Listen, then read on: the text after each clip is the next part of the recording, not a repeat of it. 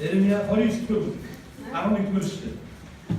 Иремья бол эзний үндэстэн болох Израилийн үндэстний сүрлийн талаар Бурхны агуу шийтгэлийн талаар зөвгөнжсэн зөвч хүн. Харин Иремья тэр зөвгөлийн үгс дотроо Бурхан та нарт зориулсан нэгэн гайхалтай төлөвлөгөө бас байгаа шүү. Тэгээд Бурхны төлөвлөгөөгөөр амьдрах уу эсвэл гэр нүглээ дагаад амьдрах уу өөрсдөө шийдээ гэж тунхаглаж байсан гэсэн үг. Ингээд Иремья 29-р бүлгийн 11-р эшлэлээр ингэж хэлсэн байна. Учир та нарт зориулж байгаа төлөвлөгөөнүүдийг би мэдэх бөгөөд тэдгээр нь та нарт ирээдүйн ба найдварыг өгөх гайхамшигын бус сайн сайхны төлөвлөгөөнүүд юмаа гэж эзэн тунхаглаж байна гэж хэлсэн. Амен. Тэгэхээр Бурхан хүн болгон зориулсан гайхалтай төлөвлөгөө байдаг. Тэр төлөвлөгөөг харах юм бол сайн сайхны бөгөөд гайхамшигын бус ирээдүйн ба найдварыг авчрах гайхалтай төлөвлөгөө гэж хэлсэн. Өөрийнхөө ирээдүйн талаар аливаа зүйлийг төлөвлөж байгаа юм байна уу? Бүх хүн ирээдүгөө төлөвлөхдөө сайхнаар төлөвлөдөг. Тэгвэл Бурхан танд зориулсан нэгэн гайхалтай төлөвлөгөө байгаа гинэ. Ирээдүйн ба найдварыг авчрах гайхамшигын бус сайн сайхны төлөвлөгөө. 2015 онд Cindy Jacobs гэж нэгэн асны гайхалтай иш үзүүлэгч эзний үгийг үндэстэнд эзний үгийг хувь хүмүүст эзний үгийг гэр бүлүүдэд дамжуулж эзэн ирээдүйд хийх гэж байгаа ажлуудыг тунхагладаг нэгэн зөн иш үзүүлэгч эмэгтэй байсан. Cindy Jacobs яг нэгэн пасторуудын уулзалтан дээр нэг өчтөр гэрчлэг хийсэн. Cindy Jacobs Африкт иш үзүүлэхийн үйлчлэл хийгээд үйлчлээ явж байжээ. Маш олон хүчтэй хүмүүс ирж залбируулсан. Гэтэл нэгэн тэрэгцэртэй хүнийг нэгэн ойр дотны бололтой нэг хүн нь түрээд Cindy Jacobs-ын үйлчилжсэн тэр өрөөнд ороод ирж. Харин Cindy Jacobs яг тэр тэрэгцэртэй байгаа хүнийг хараад өнөө хүн эдгэрлийн төлөө их хүсэн тэмүүлсэн сэтгэл байгааг харсан. Гэхдээ өнөө хүний төлөө Бурхны төлөвлөсөн нэг төлөвлөгөө бас харсан. За тэгээд Cindy Jacobs өнөө хүн рүү ойртож ирээд Бурхны хийх гэж байгаа тэр ажлыг тунхагласан байна. Юу гэж тунхагласан гэж? Дүн. Их эзэн чамайг эдгээ. Гэхдээ үүнээс илүү нэгэн хувь тавиланг би өнөөдөр чиний амьдрал дээр тунхаглаж байна. Эзэн энэ зүйлийг чиний амьдралд хийх гэж. Чи эдгээрээ зогсохгүй чи энэ улсынхаа ерөнхийлөгч болох гэсэн. Сонирхолтой гоц? Тэгж Cindy Jacobs үйлчлээ дууссан, нутуугаа будсан. За тэгээд тэр үйлчлээс хойш нэлээд олон жил өнгөрсөн. Нэлээд олон жилийн дараа дахиад өнөөх газар ирсэн. Өнөөх Африкийн нэг жижиг улсад ирсэн. Тэгээд тэр үйлчлээ хийсэн. Үйлчлэл хийжсэн чинь нэг өдөр юу болсон бэ гэхээр түүний байрлаж ирсэн буудалд ресепшн дээр нь дуудлага ирсэн. Тантай хоёр хүн уулзах гээд ирлээ гэж. Ямар хүмүүс уулзах гээд ирсэн юм бол гараад ирсэн чинь хар нүдний шилтэй, дэвкийсэн том биетэй. За тэгээ хаа костюм пижактай нэг албаны байртаа буцсан хоёр хүн зогсож байна гэнэ. Тэгээ юу гэж хэлсэн гэхээр сайн байна уу? Хадагтаа тантай манай ерөнхийлөгч уулзъя гэдэг нэг явууллаа гэсэн. Тэгээд маш гоё гэлтэн сар машин суулгаад аваа явчих. Ингээд төрийн ордонд очсон. Cindy Jacobs замдаа бодсон гинэ. Ямар нэгэн зүйлийг Бурхан надад ерөнхийлөгчд хэлүүлэхээр за тийшээ авч явлаа. За би тэнд очиж ямар нэгэн үйлчлэл хийгээд явж байгаа мэн даа гэж бодсон. Гэтэл юу болсон гэж өнөө ерөнхийлөгчийн өрөө рүү яваад уртал олон жилийн өмнө тэрэгцэртэй залбируулах гэж ирсэн өнөөх залуу маань эдгэрч гисэн өнөөх улсын ерөнхийлөгч болсон байж. Гайхамшигтай биш гэж юу? Тэрэгцэртэй эдгэрлийн төлөө хүсэн тэмүүлж хэн нэг намайг эдгэрдэг хүн байхдаа эсвэл Бурхны хүн гэж хэлж байгаа энэ эмгтэйгээр дамжуулан Бурхан намайг эдгэн гэж итгэл найдвар өвлөн ирсэн тэр хүн рүү Бурхан түүний төлөө төлөвлөсөн хувь тавиланг иш үзүүлсэн. Харин хэсэг хугацааны дараа энэ биелэн болж байна. Амен. Амен. Амен. Яг үнийг хэлгээд бид өөрсдийнхөө амьдралыг ирээдүйн амьдралаар эсвэл гэр бүлийн улс үндэстнээ бодохдоо хамгийн сайхнараа хамгийн гоёроо төсөөлж боддогч өнөөдрийнхөө амьдралдаа жишиж бодохдоо жишиж харьцуулахдаа итгэл найдвар заримдаа төдийлөн төрдөг.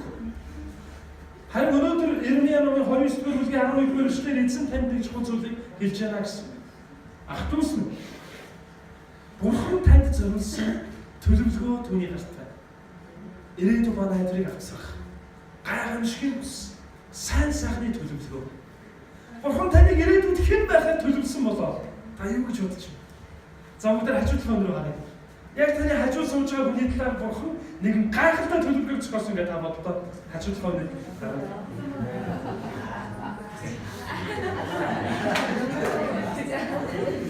Тэр дараа зүгээр нэг юм илүү таарны төлөвлөгөө биш шүү заяа. Аюун яг уу виндэж гарч байгаа сонирхолтой. За тэгээд яг уу нэг байртай машин хэрэгтэй нэг өсөж замхтай амьдрал гой төлөвлөгөө байна гэж битгий бодлоо. Харин танаар дамжуулан Бурхан хийх гайхалтай төлөвлөгөө байна. Амен. Таны амьдрал өрөөгдөн түүгээр барахгүй таны гэр бүл цаашдаа таны улс үндэстэн за үүнээс гадна хэлийн дээс алхаад та хаагур алхах нь алхаж гიშгэж байгаа газар орон нутгчин хүртэл өрөөгдөх төлөвлөгөө. Гайхамшигтай биш гэж үү? Нэлээд олон жилийн өмнө Ринхард Бонке гэж Германд байсан нэгэн 20-30 хүнтэй нэг жижигхэн цуглааны пастор нэг өдөр Бурханы өмнө залбирч ээж. Олон удаа Ринхард Бонке юу гэж бодсон бэ гэхээр ер нь бол өөрийгөө хараад жоохон үржтэй хараад голж ээж. За нэг 20-30 хүнтэй жижигхэн цуглааны пастор. Тэр цуглаа маань олон жил боллоо яг нь төвчтэй 20-30 хүн байна. Гэхдээ чуулганаа хүсдэггүй. Тэр яах вэ гэж бодож. Харин яг тэгээ бодож байгаа нэг өдөр Бурханы өмнө залбирсан чинь Бурхан ханан дээр байсан газрын зургийг үзүүлсэн. Тэр зураг руу хар гэж Бурхан сануулж. Харин тэр зураг руу харж итэл тэр зурган дээр юу харагдсан бэ гэхээр өөрийнх нь зүсээ дүр харагдчих. Тэгээ Бурхан юу гэж харуулсан гэж чи дэлхийд даяар явж намайг гэрчилнэ гэж хэлсэн. Ингэхдээ бүр онцгойсон Африкийг харуулсан. Ингээд чи Африкт очиж тэр газар намайг гэрчилнэ гэж хэлсэн. За ингээ юу болсон бэ гэж хэсэг хугацааны дараа Африкаас түнд Африк тэгээд номлох үрлэх ирсэн. Харин тэр нэг жижигхэн цуглалт гэж байсан. Харин тэр цуглалтын дээр очиж номлосон тэр номлолыг сонссон хүн болгоны амьдрал өөрчлөгдсөн. Ирэх жил нь дараагийн жил нь тэгээд Африк руу ирж номлож гисэн үрлэг араасаа ирсэн. Харин түүний хамгийн их хүнтэй номлол болсон номлолын би яг юугээр одоо YouTube-ээр үзээд гайхчихлаа. 1,400,000 цугласан байна. Миний тал шиг том тал байна. Том шогийн модчиг юм мод ингээд зоогоо дээр нь ингээд спикер тавьсан. Тэгээ хүмүүс ерөөсөө Ринхард Бонке харахгүй маш хол газар зүгээр нөгөө спикерийн доор ингээд суугаад нуус сонсож. Гайхамшигтай юм шиг. Түүний онцгой хот тосор дуулалт нь ямар нэг асуудал үүсдэг байж. За тэр асуудал нь болохоор арх цардаг болон паб ажилладаг, бар ажилладаг хүмүүсийн үүсдэг асуудал байж. Ринхард Бонке очоод номлочин архины борлуулалт нам өндөг гэсэн. Хүмүүс архинаас чөлөөлөгддөг.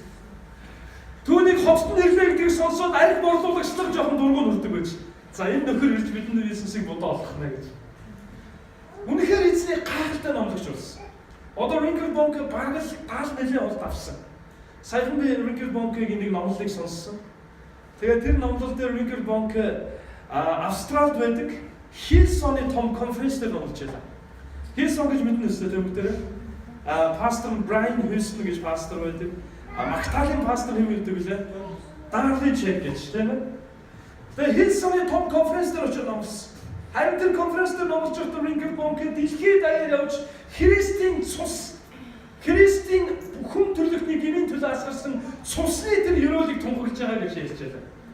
Харин яг Христийн цагаан дээр асгасан цусны талаар ярьж байгаа үед нэг өдөр түүнийг хаасан байхад нэгэн алдартай одоо сэтгүүлчийнхээ өрөөнд ураад шууд ярилцлаганд өрсөн байна.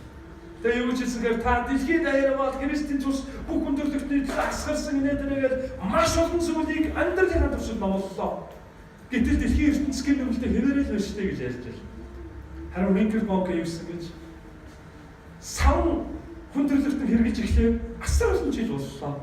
Гэхдээ хүн төрлөختөнд хэрэгнээсээ салаагүй л байна. Харин сав хэн хэрэгж тэр хүн хэрэгнээсээ салсаа л. Дахиад ирсэн жирээд савгаар угаал тэр хэрэггүй амьдарч. Тэгвэл яг үнтэй адил Христийн цустай холбогдсон хүн болгон хэрэгнээсээ салж байгаа. Гим нүглээсээ салж байгаа гэдгийг бас тунхагласан гэдгээ гэрчилж байлаа. Тэгээ та нар YouTube-ээр хэрэг ороод үзвэл Reinhard Bonnke гэдэг сонирхоод үзээрэй. За дээр нь 1,400,000 хүн цугласан конференцээр бичлэгийг хараа заяа. Үнэхээр алмаар байна. Нэстэг тэргээр яваад юу гэж хийж байгаа вэ? Бичлэгийн газар зүгээр ингээд цацсан юм шиг. Тэгэхээр Германы энгийн нэг жижигхэн чуулганы пастор байсан Reinhard Bonnke эзэн бүхэл бүтэн Африк үндэстнийг цаашлаад дэлхийд даяар өөрийнхөө хүчрхэг нэгэн илч болгон дуудсан юм бол өнөөдөр танд зориулсан Бурхны төлөвлөгөө юу байгаа болоо гэж та бодож үзээрэй.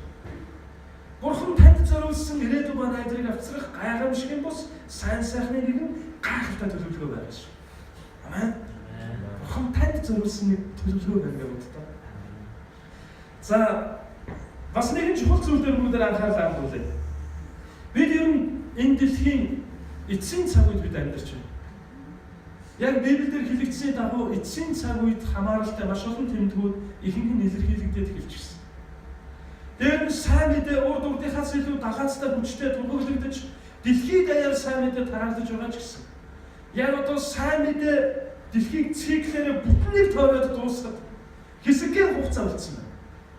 За энэ хэсэгхэн хугацаа буюу хэсэгхэн одоо газар нутгийг сайн мэдээжүүлэхэд Бурхны сайн мэдээг тэр газар нутагт хүргэхэд маш онцгой шилэгдвэл Бурханд үйлчлдэг хүмүүс гарч ирэх хэрэгцээтэй энэ цаг үед бид амьдарч байна гэсэн. Тэгэхээр энэ цаг үед сайн мэдээ тунхаглана гэдэг бол амиа өргөхтэй яг адилхан хэлгэнэ. Яагаад гэвэл яг одоо сайн мэдээ хүрэх ёстой Станы орнууд гэж хэлэгдэж байгаа орн болон хойд Солонгос дээр бас хаалттай байгаа Арабын ертөнц рүү сайн мэдээ тараахын тулд амиа зориулж чадах. Үнэхээр хүчрхэг шийдчихсэн дагалдагч нь хэрэгтэй ийм цаг үед бид амьдарч байна гэсэн. Та нар нөгөө ISIS-ийн талаар ер нь янз янзын бичлэгүүд бас үзсэн баг тийм ээ. Христэд итгэгч нарыг маш хэрцгийгээр авч устгаж байгаа ийм цаг үед бид амьдарч байна. Саяхан би бас дахиад хуваалцж байхдаа тэнд дагалдагчийн амьдрал хичээл зааж байхдаа Христийн дагалдагч болохын тулд суралцж байгаа тэр залуучуудад бас хуваалцж байлаа. Хэрвээ та нар Туркид сайн мэдээ болохоор очих юм бол та хязгаарч өгч магадгүй гэж бодож байна.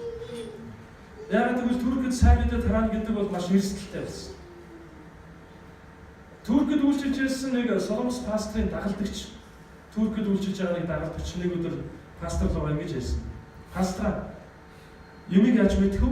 Дахиад би тантай ярьж чадахгүй гэж магадгүй. Тэгэхээр яг яриагаа өндөрлөхдөө эзэн таныг ивэх болтугай гэж биш. Эзний үрд эргээд уулзъя гэдэг үгээр өндөрлөе явж. Яагаад гэвэл итгэлээсээ болоод тийм хизээж өгч магадгүй тийм цаг үе тулгарсан. Саяхан бас Туркид сайн мэдээ тараадаг нэгэн байгууллагт ажилладаг 2 герман залуу, за бас нэг Туркийн залуу өөрийнхөө яг ажилладаг оффист сайн мэдээний материал хэвлэж байсан байна. Тэгээ материал хэвлэж байгаад одоо тараах материал хэвлэж байх үед алын эдэгч нар орж ирсэн. Тэгээд өнөөх гурыг маш хэрцгийгээр тамалсан байна. Тамлаа зогсохгүй хуруунуудыг нэг нэгээр тасцсан. Эрхээ хуруунаас нахгүй. Маш их өвдөл, маш их цавь. Дараа нь өөрийг нь яг харуулж хагаад гидсийг ярьсан. Дотор гидсийг нүдэн дээр гаргаж тавьсан. Яг ингэж тамлаж хэрцгийгээр зогоохдоо тэд нэг зүйл хэлж байсан. Есүсийг хараагаад үхэж гэж. Гэтэл тэд эцсийн үеч хүртэл нэг зүйлийг хэлсээр гурван амин одоо өгсөн. Ямар зүйлийг хэлсэн бэ гэвэл Бурхан та нарт хайртай гэдэг үгийг хэлсээр Бурхан та нарыг уучлана гэж хэлсээр нас орсон. Тэднийг алж байсан, тэднийг тамалж байсан хүмүүс өөрсдөө их шоконд орсон. Харин үүний дараа юу болсон гэхээр Туркийн одоо Стамбулын тэр юугаар одоо хэвлэл мэдээлэл янз бүрийн зүйлээр хэсэг эмэгтэйчүүд мэдээлэл хийсэн. Харин тэр мэдээлэл хийсэн эмэгтэйчүүд маань өнөөх амиа алдсан тэр илгээлтийн эцдийн эхнэрүүд байсан. Ямар мэдээлэл хийсэн гэж. Бид та нарыг уучлж байгаа гэдэг мэдээлэл хийсэн. Алуурчдаг. Бурхан та нарт хайртай. Миний нөхрүүд та нарын амралтын төлөө амиа өгсөн шүү. Бид та нарыг уучлж байна гэж. Ил гарч ингэж мэдээлэл гэдэг бол дээр нь бас энэ уучлалын үгийг хэлнэ гэдэг бол асар том итгэл зориг байна. Харин энэ зүйлийн дараа юу болсон гэхээр нуугдмал байсан итгэгч нар гудамжинд гараад том лооцсон дараад хашгирч хэлсэн.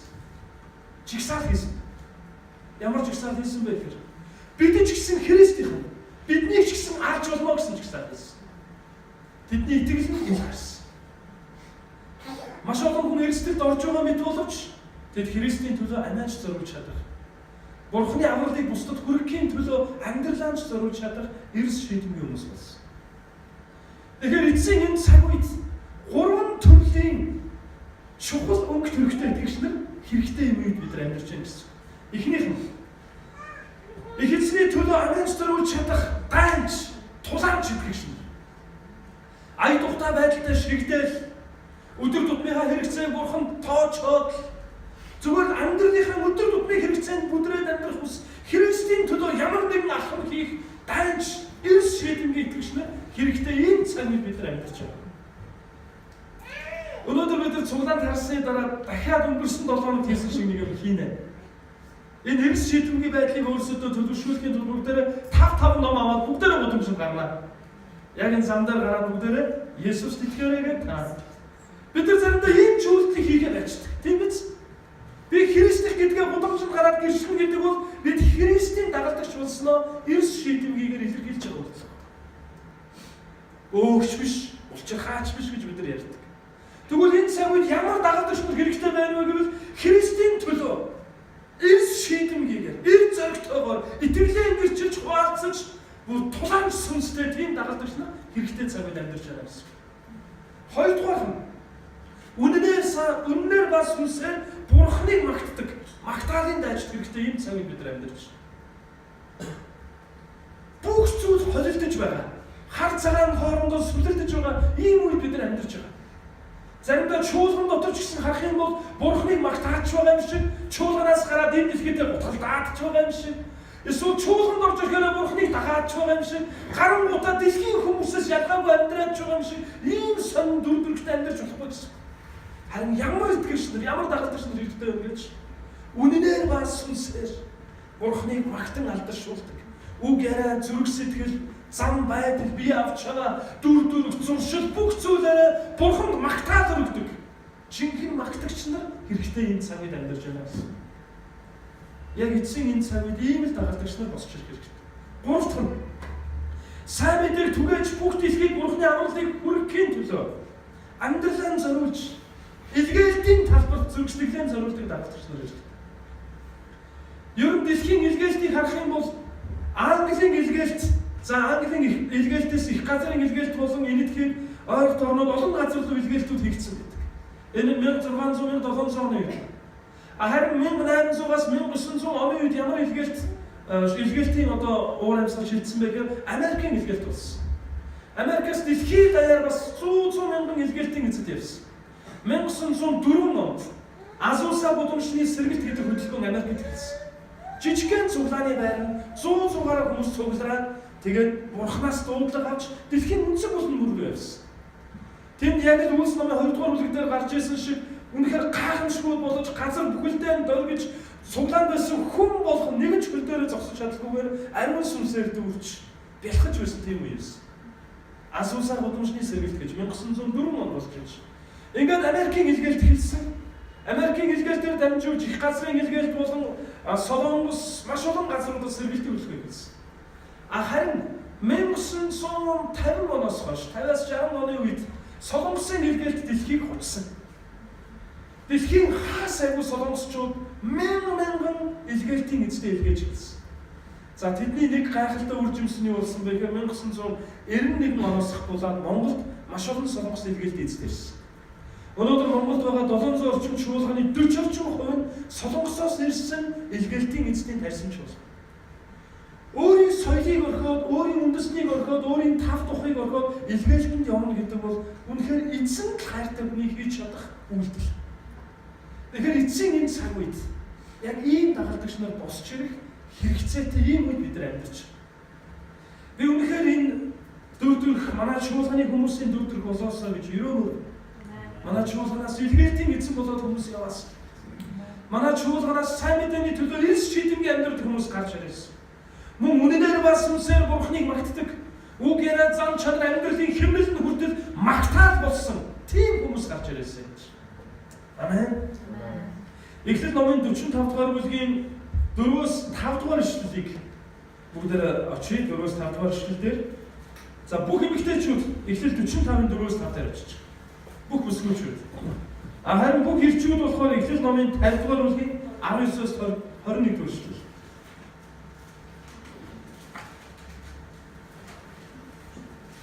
За бүх ирчүүд эхлэл номын 50 дугаар бүлгийн 19-өөс 21 дугаар ишлэлээр очиж. За эхлээд бүх бүсгүүчүүд маань эхлэл 45-ын 4-5 дугаар ишлэгийг сайн уншиж өгөөч. За бүх бүсгүүчүүд маань Эхлэл 45-ын 4-5 3 И Йосеф ах настаа над руу ойртсон. За бачаараа. Жохон чанга уншъя.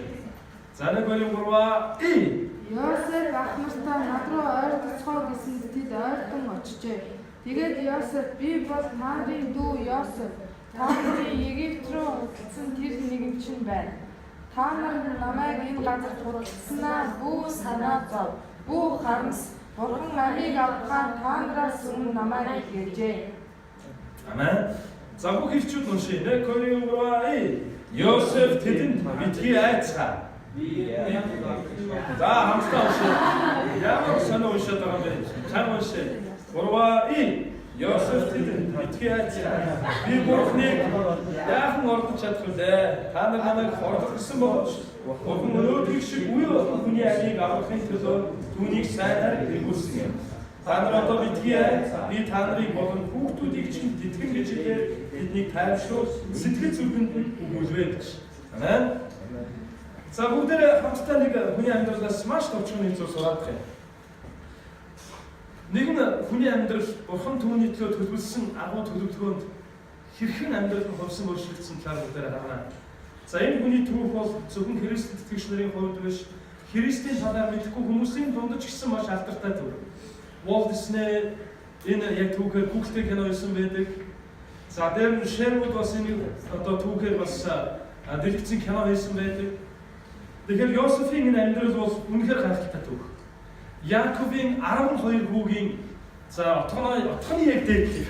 Яг отголох гэжсэн чинь Биньямин гэдэг хүүхд гараад ирсэн байна. 12 хүүхдийн 11 дэх хүүхд болох Йосефийн амьдралд болсон гайхалтай түүх. За Йосефийн аав хэн бэлээ? Яаков. Йосефийн аав Яаков хэдэн их нэртэй байсан бэ? 2 их нэртэй байсан. За мөн 2. За тийшээ 2 бас ширхэгчин эмэгтэйтэй. За бас 4 их нэр гэсэн үг дээ. Гэхдээ яагаад 2 их нэртэй болсныг та нар санаж байна уу? Мэдлэгдсэн. За нэг талаараа мэдлэгдсэн, нэг талаараа болохоор тухайн модхийн бас ясаашил байсан байж магадгүй гэж харж байна те. Юу болсон бэ гэхээр Йосефийн аав Яаков Рахел гэдэг нэг бүсгүй дууссан те. Тэгээд яг хурмаа хэлсэн чинь Рахел биш харин нөгөө түүнийг халуунцсан байх үед нь халам аав. Хэнийг одоо Яг яг нь хэн бэлээ? Рахелийн эгч. За тэгээд Йосеф Яаков жоо уурсан хадам аавтай хэлсэн юу болов вэ гэдэг. Тэгсэн чинь хадам аав нь юу гэдэг вүлээ? Манай нутагт эгчээсэн төрүүлж дүүгийн одоо хадам мордуулдаг юм ёсон байсан юм аа. Хэрвээ нэг хүн гэрлэж байгаа бол эгч нь ихлээд гэрлэх ёстой болдог гинэ. Яг ингэ шатаралаад явдаг юм шиг. Тэгээд юу болсон гэхээр Йосефийн аав Яаков маань Рахел яг хоёр нэртэй болсон. Гэхдээ анх дурлаж зүрх сэтгэлээ өгсөн тэр бүсгүй хэн байсан бэ? Рахел байсан. Гэхдээ эзэн Рахелийг биш яг юусэн. Яагаад гэвэл нөхрийнхөө хайрыг илүү одоо татаасаа гэсэндээ яг маш олон хүүхдээ байсан. Харин эцэст нь Рахел 2 хүүхдээ болсон. 2 хүүхдийн нэг нь Йосеф, нөгөөх нь Биньямин. За тэгээд яасан бэ гэхээр өөрийнхөө хайртай тэр бүсгүйгээс нь олон жил хүүхд гаргах байж байгаа гаргасан анхны хүүхд нь Йосеф учраас аав нь бусад хүүхдүүдээс илүү их анхаарал тавьж, бусдаас нь илүү их тансаг дээл хийж өмсгөж, бусдаас нь илүү их амттай хоолыг эсвэл одоо нөгөө булчин мах захын гоё чанч одоо өгдөг байж Йосеф. Тэгсэн чинь ахнаар нь жоохон атаархаж хэлсэн. За одоо би та нарт Эхлэл номын бараг 10 хэдэн бүлгийг ярьж өгөх гэж маш богино хугацаанд. За үүнээс гадна юу болсон гэхээр ахнаар нь аав нь илүү Йосефт анхаарал тавьж байгааг хараад атаархаас гадна Йосеф 2 янзын зүүдийг хоорондоо хэдлэн 2 зүүдийг зүүдсэн. Эхний зүүд юу болсон гэхээр Йосеф зүүдэлж байна. Ах トゥ 11 үлээ яасан гэхээр бүгдээр нэг сүрэл бодож. Аав ээж нь нэг сүрэл бодож. Тэгсэн чинь Йосефийн буусан сүрэлний өмнө өнөөх сүрлүүд нь яасан бэ? Бүхийгөө сүгдэж байна гэж зүүдэлсэн юм. Тэгээд гарч ирэн гутаа ярьсан байна. Ахнараа би амар гой зүүд юм. Ахнаа яасан чи та нар ингэ сүрлөөж явах юм. Оо за. Тэгсэн чи би ч бас сүрлөөж явах юм. Оо за тэгээ яасан. Та нарын буусан сүрэл харин миний сүрэлний өмнө сүгддэг байсан. Ахнаа нэнийг хараад яасан бэ? Сонсоод үнээр уумсан. Хэд хоногийн дараа Йосеф дахиад зүүд ирсэн. Би өнөөдөр ч аюу гой зүүдэлтэй юу болсон? 11 од ирэхс байна. Дээр нь нар сар байна. Тэгсэн чинь бүгдээрээ надад бас мөрөгж явах юм аа гэх. Үнэндээ тэр зүйл хинээс ирсэн байна? Бурханаас ирсэн. Харин Бурхан Йосефийг нэгэн гайхалтай хувь тавилан руу дуудаж байгаа зүүд нойронд нь илэрхийлж хэлсэн гэсэн. Зүгээр л балчирхүү гүйж явсан. Гэтэл Бурхан түүний төлөө агуу төлөвлөгөө бэлдсэн байж. Гэтэл яг өөрийнхөө зүүдэлсэн зүүдийг ярьснаас болоод ах нартай бүр илүү үсэн ядагдаж ах нар нь Йосефийг хараад уур хөрж хэлсэн. Ингээд Йосефийн амьдрал энгийнээс арай өөр гэсрэмшилсэн. За нэг өдөр Шихем гэдэг газар руу 11 ах нь мал хуугаа аваад доторсоор явжээ. Арай зүлэг одоо ногоотой газраар малаа идүүлгээд ирсэн. Хэсэг хугацааны дараа аав нь араас нь яасан ба Йосефийг богсонд нь баг идэж уух юм хийгээд дээр нь ах нарыгаа эргээд явуулсан. За Йосеф ах нар дээр очсон. Холоосыг ах нарыгаа ингээд дуудаалтай уулын орой дээрээс ахаа Рибен Гад даа гэж орлоод бууж ирсэн. Гэтэл нөгөө хэд хараад яасан бэ? Нөгөө мө зүүдлэгч ирж байна. Энэ бидний нэрээс тоо яг боол болгох зүтлээд байгаа юм. Яагаад вэ? Эцэг нэгтэй их өөртөө ах дүүс. Тэгээд Йосефийн ах нар юу гэж бодсон бэ гэхээр өнөөх зүтлэгчийг ихэд хороо явж шийдсэн. За ингээд хүрээд ирсэн Йосефийг бариад тавьсан. Тэгээд Йосефийг барьж авахад хороох гэж идэл нэг ах нь боловлдог. Хэм бэлээ? Рибен гэдэг ах нь боловлдог. Тэгээд яасан бэ гэхээр бид нар дүүдээ хор учруулж болохгүй гэж ятгадаг. Харин дараа нь юусан Рибен хол явсны дараа нөгөөд нь Йосефийг нэг нь нүхэд хийждэг. Өнөөх нь ус байхгүй. За тэгээд нөгөөд чинь бодож байсан энэ нөхрийг ер нь яах вэ?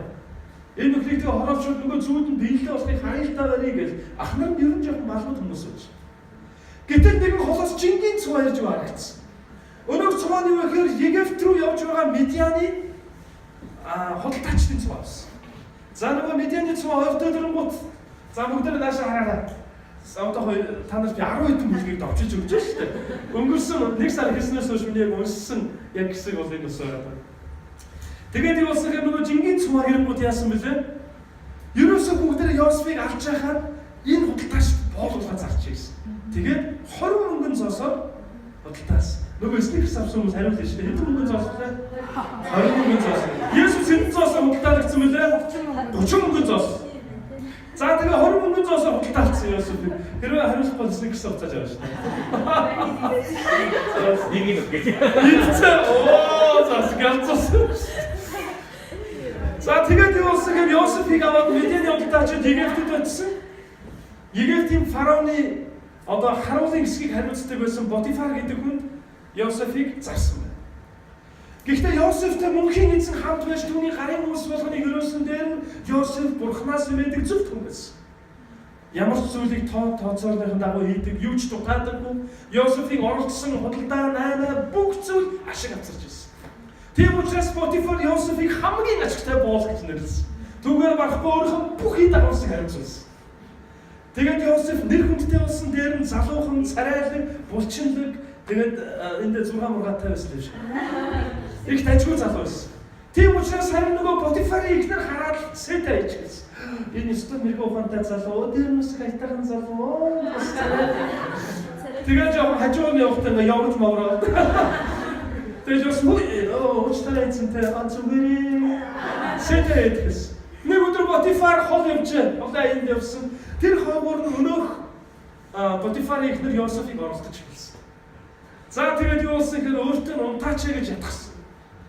Харин Йосеф ертөнцийн эзнээс эмээдэг хүн байсан. Тийм учраас Йосеф тэр газрыг орхон зугтсан. Харин өнөөх Потифарын буюу эзнийх нь ихнэрийн гарт Йосефийн гадуур хувцалсан. Эцэг хүн алдаа гэдэг үгч нь одоо эндээс л хэлсэн юм шиг байна. Ихэд номын хэсгээс. Тэгээд нөгөөд нь яасан бэ гэхээр нөгөө гартаа барьсан хувцсыг бариад ордноор дөрөн гашгас. Авраа харуулвэн үү энэ муу Йосеф надад хүчтэй гэж бодлоо гэх юм болсон юм. Энэ түгээг унссан дээ. За тэгээд дараа нь юу болсон бэ? Йосеф ямар ч гин буруу байсан гэхдээ эхнэрийнхээ үгэнд ороод Потифар Йосефийг шоронд явуулсан. Египтийн шорон бол ер нь газар дуур байдаг шорон. Нар бол ер нь орой дээгүүр харагддаг. Тэр шоронгийн талаар ер нь мэдээллүүдийг сонсвол ер нь хүн орвол бараг үхэж дуусдаг шорон гэнэ. Маш хэрцгий. Дээр нь хоолн маш багтай. Дээр маш их чиглэг. Харин Йосеф яасан гэхээр тэр шоронд байх үед Бурхан бас Йосефийг өрөөж хэлсэн. Хэрвээ Йосефийн орон байвал бид нар яг юу гэж бодох вэ? Нөгөө Бурхны өгсөн зүйл нүд худлаа ер нь тэрмүү зүйлнээс болж энэ ах нар намайг инглээ тэгтээ. Ер нь бол энэ зүйл яг үний муудлаа юм. Ер нь тэгээ Бурхан би танаас имээгээд амьдраад байна. Тэгээ сайн болж байгаа юм хаана вэ? Заримдаа бид нар яг тэгж хэлэх гээд байдаг тийм. Шудраг байгаад оролдоод байдаг. Гэтэл би сайн болж байгаа юм хаана вэ? Тэр миний түрүүч хэлтгий хаа. Тэгээ тоослоо тэр хэдгэн цаас. Гэтэл нөгөө худлаа хуурмгаар яваад байгаа хүмүүсийг харалтаа унсан унаагийн барьсан утсыг гарт нь байгаа цагийг хараач цаг нь бараг миний 3 сарын цалин байна гэж уурлаад. Зөв усаар болсон үлэмжих орлохоос зөв шударгаар болсон баган дээр гэж Библиэд хэлсэн. Харин Йосеф зөв шударга амьдсаар л байсан.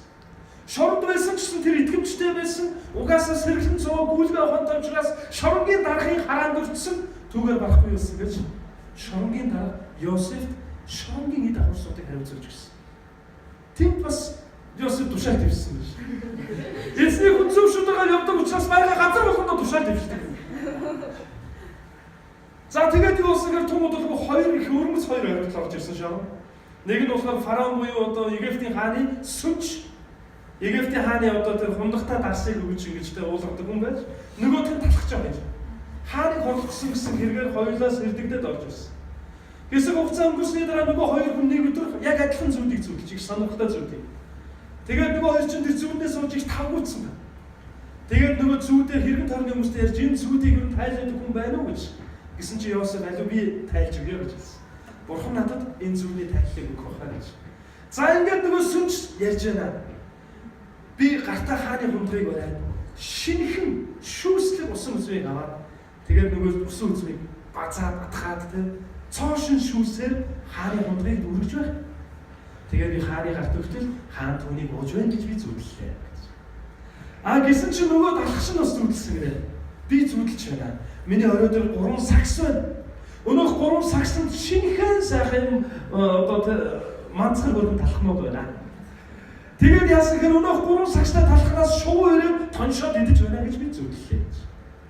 Харин энэ зүудийн тайллыг Йосеф тайлсан. Бурхан Йосеф мэрэгэн ухаавсан. Тэгээд Йосеф юу гэсэн хэрэг 3 өдрийн дараа хаан таныг хэргийг цагаатгах нь та эргээд хааны сүнж болно гэсэн. Хааны хундрыг барьдаг хүн болно. Сүнжийн ажилдаа эргээд орно гэж. Харин нөгөө талхагчгүй тэгвэл минийхээ юу гэж яах гэсэн. Харин Йосеф хэлсэн. 3 сагс бол 3 өдрийг илэрхийлж. 3 өдрийн дараа хаан таныг дүүжлээ. Тэгээд таны махыг тэнгэрийн шүүдэрээд тоншроо гэж хэлсэн. Энэ зүүдний тайллаас болоод өнөөх хоёр нь тавгуудсан гэхдээ 3 өдрийн дараа яг зүүдний тайллын дагуу бүх зүйл өрнөсөн. За ингээд 3 өдрийн дараа энэ зүйл өрнөсөн нөгөө сүнж бом баярлаад шонгоос харсан. Гэхдээ баярлаад тэгээд Йосефийг бүр мартчихжээ Йосеф. Тэгтэл хэсэг хугацааны дараа фараон зүүдэлсэн. Нөгөө зүүднээс болоод фараон хоол идэх байсан, нойрон хүрхээ байсан, амар тайван биш болсон, зүүдийн тайлаад өгөөч гээд олон хүнд хандсан, Египт даяар байсан мэрэгэн чадвартай гинчрээд зүүдийн тайлж чадаагүй. Харин дараа нь сүнж гинтгэн санаж. Шоронд байх үед эзэнтэн минь Йосеф гэж нэгэн еврей хүн миний зүүдийг ингэж тайлсан шүү гэж. Тэр хүнийг аваад ир гэж. За тэгээд Йосефийг гаргаж ирээд шоронд байгаа юм чинь те одоо кино үзсэн яг энэ. Сайхан усанд оруулаад гоё үнэртүүлээд тэгээд Йосеф фарааны өмнө авцарт.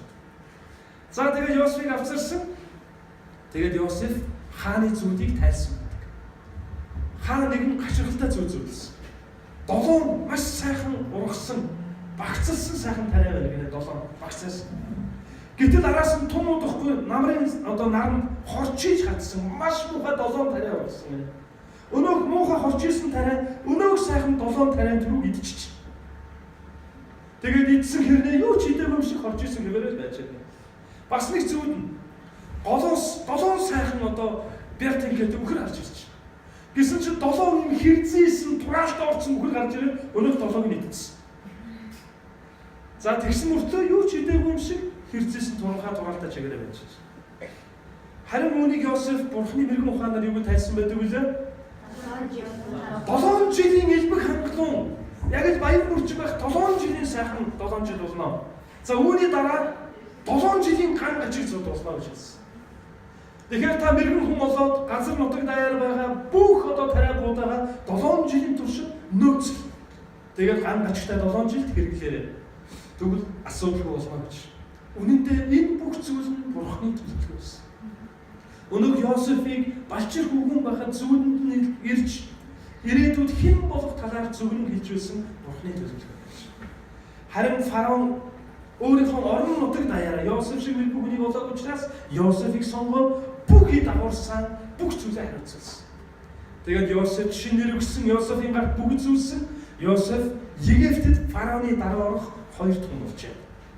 За ингээд би танах бараг 15 бүлгийг ярьж өглөө шүү. Одоо Библи уншаад тэр хэсгээр тий алгасаад байгаа. Уншсан. За тэгээд дараа нь юу болсон бэ?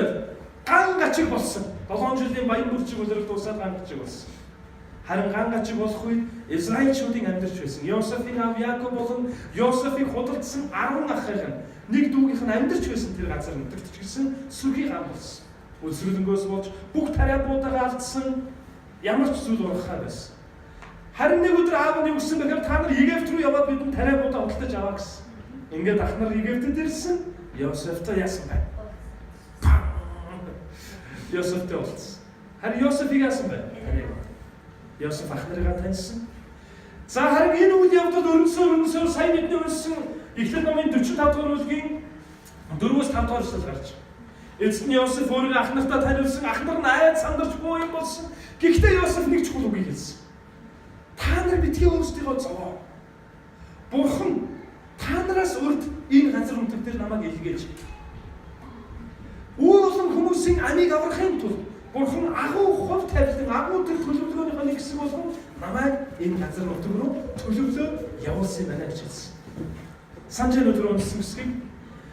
За тэгээд ах нар нь уучлагдсан, аав нь болон ах нар нь хамаатан садан бүгд нийлээ 70 орчим хүн Египтэд ирсэн. Тэгээд Йосефийн одоо тэр баялаг Йосефийн одоо тэр эрх мэдэл элбэг хангахан байдлын нэг хэсгийг амсаж Египтийн ойрхон байдаг Гошен гэдэг нутагт Израильчууд амьдарч эхэлсэн байна. Израильчууд Канаанаас 70 хүн Египтэд ирээд Гошен гэдэг нутагт суурьсан. За та нар хуучин гэрэг өстө кино шиг ярьж өгч шүү. За тэгээд дараа нь юу болсон бэ? За тэгсэн чинь аав нь өндөр наслаад Яаков нас оржээ. Нас орох яг тэр үед төхөөдөрсөн ах нар сандралд орсон. За аав нас орлаа, аав нас ороход Йосеф манийдыг бодоолбол яана хоорондоо ярилцсан. Гинт сэтгэл санаа нураад бидний өстө хүс тэмдрүүл яана. Тэгээд ах нар нь юу гэсэн гэхээр аавынхаа нөгөө сайн хүний нэрийг хэд худалдана гэдэг вэ? 3 худалдана гэдэг шиг аавынхаа нэрийг бариад Йосефтэй уулзсан. Юу гэж уулзсан гэхээр аав амьд сэрүүн байхдаа нэг загсан юм аа. Аав тийм загсуу. Захиагүй. Тэгээд юу гэж загсан гэхээр ах нарыгаа уучлаарай гэсэн юм аа. Харин Йосеф энэ үгийг сонсоод ах нарыгаа тайлбарлав. Бурхан агуу зорилгынхаа төлөө тэр олон зовлон бэрхшээл донд намайг энэ газар нутагт авчирч бэлдсэн. Энэ нь Бурхан та нарыг болон уулын энэ хүмүүсийг үлсгэлэнгөөс болоод бүх аюулаас аврахын төлөө байсан шүү дээ. Амен. Тэгээ Бурханы төлөвлөгөө бол үнэхээр гайхалтай. Балчир хүүхэн Йосефийг Бурхан агуу хувь тавиланд дуудсан. Мөн үгээр дамжуулан Бурхан нэг гайхамшигтай түүхийг төрөвсөн. Зөвхөн Библийн судалж биш, түүхэнд номон дотор ч гэсэн өгүүлсэн байдаг. Маш аимшигтай үлсгэлэн болсон тухай тэмдэглэлүүд бас байдаг. Египтийн засаглал бол дэлхийн дээр байсан засаглал байсан тэр. Харин Египт орн тэр үед яг энэ үлсгэлэнгөөр дамжуулаад ойр тойрныхоо бүх газар нутгуудыг эзэж авсан тухай байдаг. Энэ нь зэвсэг агсаж, элд суулж эзэлснээс бүр илүү олон талбай. Бүх одоо газар нутаг Египтийн фараоны эзэмшил болсон. Хүмүүс мөнгөө сүлдээ газар нутгаа өгөөд сүлдээ өөрсдийгөө бид үхэж байхаар фараоны боол болон оронд нь бидэнд будаа өгөөч, оронд нь бидэнд тариа өгөөч гэж наймаалцсан байдаг. Энэ бол Египтийн хаанчлалын сэрэг мандлын үе гэж тэмдэглэгдсэн байдаг байна. Тэгэхээр яг энэ бодит болсон гайхамшигт түүхийг балчир хүүхэн Йосефийн амьдралаар дамжуулж Бурхан бүтээсэн байна. Тэгвэл балчир хүүхэд шиг байгаа. Өөрсдийнхөө нөхцөл бололцоо боломжийг харах юм бол олон зүйлээр бусдаас дутуу байгаа монголчуудад зориулсан ямар төлөвлөгөө Бурханд байгаа болов? Та юу гэж бодож байна? Энэ үндэсний нэг хэсэг болсон танд зориулсан ямар төлөвлөгөө Бурханд байгаа бол? Энэ нь зөвхөн нэг квадраттай болох, эсвэл нэг гайгүй машинтай болох, эсвэл зүгээр нэг өлсөхгүй ингээд амьдсаар байгаа 80 хүртэл нэг тураад авахгүй байж байгаа. Бусдаас дутагдахгүй явж байгаа дуусах тийм өчигдөр төлөвлөгөө биш ээ гэж би итгэж байна. Харин Бурхан танаар дамжуулж, надаар дамжуулж, та бидний гэр бүл цаашлаа та бидний үндэслэлээр дамжуулж хийх нэгэн агуу төлөвлөгөө байгаа гэдэгт бид итгэх хэрэгтэй. Амен. Яг үнийг хэлэхэд би өөрийн үндэслэлээ эсвэл Монголоо ингээ бодохоор 2017 бол надад жоо өвдөлттэй эхэлж байлаа. Энэ онд гэхэд бид нар маш олон хэмжээний үрийг төлж эхлэх ёстой бол. Хэрвээ бид төлөхгүй бол бид ямар нэгэн өгөх хэрэгтэй бол. Баялгаа өгнө. Газар нутгаас тасалж өгнө. Бид тэгтээ төлөхтэй байна шүү дээ. Үндсэн өрөө төлөөгүй юм биш. Бид хүүгээ төлж эхэлнэ. Яг ингээд бодсон чинь хямрахаар тийм хямралтай бодогдоод байгаа биз? Тэгвэл ийм хүртөө байгаа бидний үндэстэнд ямар найдвар байгаа болов? Бурхан энэ үндэсний төлөө төлөвлөсөн ямар төлөвлөгөө байгаа болов? Харин энэ он ихтэй зэрэгцээд одоо би яг сургаалахад гол чухал юм ярих гэж байна. Яг энэ он ихтэй зэрэгцээд Бурхан хамтан залбирч байсан хэсэг пасторуудад нэгэн чухал зүйлүүдийг илчилсэн. Тэнд залбирч байсан хүмүүсийг яг энэ чухал зүйлд уриалсан бид нар яг Бурхан монголчуудын төлөө төлөвлөсөн төлөвлөгөө бид хүлээж авсан. Тэр өнөөдөр яг энэ зүйлийг би танарт тунхагласан. Бурхан Монгол үндэстнийг гайхалтай хөв тавиланд дуудсан. Одоо бидэнд олон зүйл бүдэг, олон зүйл саарлаж, олон зүйл найдвар юм шиг харагдаж байгаа боловч Бурхан бидний төлөө төлөвлөсөн. Ирээдүйн ба найдварыг авчрах. Энэ зөвхөн бидэнд ч бус. Биднээр дамжуулан олон улс үндэстэн хүмүүсийг сэргээх гайхалтай төлөвлөгөө байгаа гэдгийг та яг одоо зүмжтгэлдээ хүлээж авах. Тэгэхээр Бурхан монголчуудыг дуудсан гайхалтай 3 хөв тавилан байна. За түрүү би 3 юм ярьсан санаж байна уу? Яг үүний хариулт болсон үндэстэн бол та байна гэсэн. Та бол яг энэ эцсийн цаг үед Бурханы хайж байгаа үндэстний нэг хэсэг гэдгээ бодож байна. Та бол энэ эцсийн цаг үед Бурханаар онцгой хэрэглэгдэх маш олон үндэстнүүдийг сэргээх, Бурханы авралыг боломжгүй газруудад очиж Бурханы авралыг ч гэсэн хуваалцах чадах. Бурханд хэрэглэгдэх нэгэн хүчрхэг үндэстэн гэдгээ бодох хэрэгтэй гэсэн. Би та нарын дотор нэг омогшил бий болох гээд байгаа юм биш. Харин Бурхан танд болон надад бидний үндэстэн зориулсан 3 чухал зүйлийг би яг одоо хаалцах гэдэг. Эхнийх нь монголчууд бид бол тулалтгаар дуудагдсан үндэстэн. Ямар ч асуудал бэрхшээл байсан, зүхтаж биш, муугдаж биш, аргалах гэж биш. Харин бид яг явж тулалдаж чадах. Бурхан яг хайж байгаа үндэстэн. Бидний цуснд яг юм ДНК байдаг гэсэн. Бидний түүхч гэсэн биднийг тулааж үндэстэн гэдгийг илэрхийлдэг. Нэг бизнесмен тэгж ярьж байсан. Монголд үйлдвэрлэл хөгжих юм бол Монгол хөгжнө гэж. Гэсэн чинь нөгөөх нь тэгж нэг нэ. Монголд үйлдвэрлэл хөгжих үү гэж. Яагаад? Бид нар түүхэндээ үйлдвэртэй байгаа юм шүү дээ. 800 жилийн түүхэндээ баг үйлдвэртэй байгаа. Харин бид нар үйлдвэрийг нь ажилчтай дээрэмдээ л авдаг гэсэн. Нэг Монгол айлд 10 хятад айл ажилтдаг байсан юм. Хоолыг хийдэг, хувцсыг ноёдаг, тариагийн тарьдаг бүх юм хийдэг. Яг үнийг хэлэхэд бид нар тулаанч үндэстэн. Бид нар бол дайчин хүмүүсийн үр удам. Одоо ч гэсэн бидний цуснд яг энэ шинж чанар шингэсэн байдаг. Одоо ч гэсэн яг бидний цуснд энэ шинж чанар шингэсэн байдаг бөгөөд энэ бидний зүгээр нэг ард үлдсэн түүх биш. Өнөөдөр ч гэсэн бидний төр төрөл дотор байгаа бидний мөн чанар гэсэн. Бурхан биднийг энэ цаг үеийн төлөө бэлтгэсэн гэдгийг та бодох хэрэгтэй. Бид бол үнэхээр тулалтгаар дуудагдсан үндэстэн. Солонгост би очиод нэгэн гайхалтай чуулган дээр очиж ирсэн. Тэр чуулган бол ер нь 100-ны бараг 80% залуучууд. Солонгосын залуу үеийг бэлтгэж байгаа ч байна. Тэр чуулганд Магдалины багт нэхэд 80 орчим хүн үйлчилдэг гэдэг анаатай. 80 орчим залуучууд үйлчилдэг. Магдалины яг ингээд сонсоход нэг CD сонсож байгаа юм шиг үнэхээр дууралт моолт янз юм. Дээр нь тэр залуучууд нь үнэхээр халуун сэтгэлтэй. Дээр нь тэр чуулганы пастор нь Солонгостой бол яг л одоо бас залуу үеийг бэлтгэж байгаа нэр хүндтэй пасторуудаа нэг. Тэгээ Монголд жил болгон ирдэг Breakthrough гэх конференц дээр Монголд Joyful гэж цуглааны пастор Давид Чоо гэдэг пастор. Давид Чоо гэдэг тэр пастор нэг удаа монголчуудын талаар тэгж хуваалцаж байсан. Нэг юм үзэгдэл үзэж байна гинэ. Тэгсэн чинь сайн мэдээ дэлхийг бүтэн гэж зэглэлээр тоолж байгаа эцсийн энэ цаг үед маш олон хүмүүс одоо сайн мэдээний төлөө довтлогч байна. За тэгсэн чи юу болсон гэхээр зарим үндэст нь болохоор угаасаа морьцоор тэмээ янз бүрийн хөсөг хэрэглэдэггүй хөлөөрөө бүдэг үндэстэн байна гэдэг бушмаачууд. Тэд нар бол ерөөсө 5 км газар өдөртөө өлхөө алхацдаг.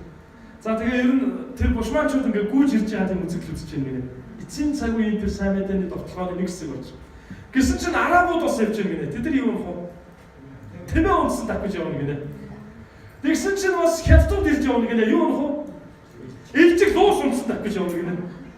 Чадлаараас хөрх ингээд боломжоор давж явна. Гэсэн чинь нэг газараас тоос манарж байгаа гэсэн үзэгдэл гинэ. Тэр юу байх вэ? Морин төвөргөө байна гинэ. Тэгэд энэ бол яг үзэгдэл гинэ. Тэгэд эцсийн энэ цаг үеийн төлөө сайн мэдээний төлөө нэгэн тусаач үндэстэн босож ирж байгаа зурглал гэсэн. Тэр бол яг нэгэн цагт мориороо дэлхийн талыг эзэлж чадсан. Үнэхээр хүчтэй үндэстэн.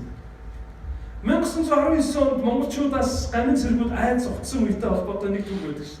Тэд нар юу гэж хэлсэнхээр монголчууд мориндоо мордоод ташуураа барихад бууны өдөөс тэгэл дарайл боддог гэж. Тэд мориндоо мордоод ташуураа барихад будуулдаг. Гэтэл зэвсэг болон сум дутуу байсан монгол цэргийн айрам. Тэ гамингуудыг хөөгтөн зэвсэг болон буу сум одоо дутуу байсан ч мориндоо мордоод морины хүчээр эзэлсэн байдаг шин. Та нар энийг сонсч байсан биз? Тэ зүгээр ташуураа бариад моритойгоо давхал ороод ирсэн. Буу шийднээс айхаагүй. Дээр нөгөө Давидчо пастор Монголд ирээдэг сонин зурагт үзсэн. За энийг би урд нь та нарт бас нэг хаалцчихсан санагч байна. Гэхдээ зарим сонсоогүй ч юм аа.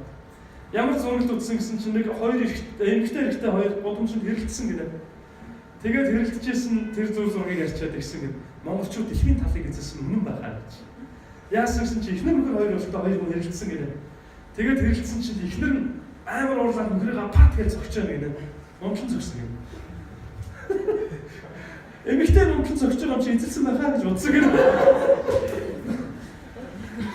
Тэр нэсэг чи таксид суугаа явж байсан чинь амар төвжирл болсон чинь машин замаасаа гараад явсан гэнэ. Машин замаасаа шүү дээ. Солонгост хизээж машин замаасаа гарч миний зам амар явдггүй гэнэ. Машин замаасаа гараад явсан гэнэ. Тэгээ бодсон гэнэ. Гэхдээ би энэ халдсан үний машин сууж гэж бодсон. Эсвэл сохтуу үний машин сууж гэж бодсон гэнэ. Тэгээ сандраа юу болов гэж байгаа нэргээ харсан чинь бүгд жолоочноор галзуулсан байсан. Бүгд замаас гараад араас нь явчихсан. Тэдэнд зам байхгүйсэн ч тэд өөрсдөө замаа олоод явчихдаг хүмүүс байна. Тэд бол үнэхээр ямар нэг юм хорж цагдаж урд нь хааж тогтоож чадхааргүй үндэстэн байна гэж ярьж байлаа. Тэгэхээр Бурхан биднийг өнгөрсөн түүхэн дотор маань ч гэсэн бэлдсэн. Бид бол үнэхээр тулалдахаар дуудагдсан үндэстэн. Эцсийн энэ цаг үед яг л ийм тулаанч үндэстэнд гарч ирэх хэрэгтэй.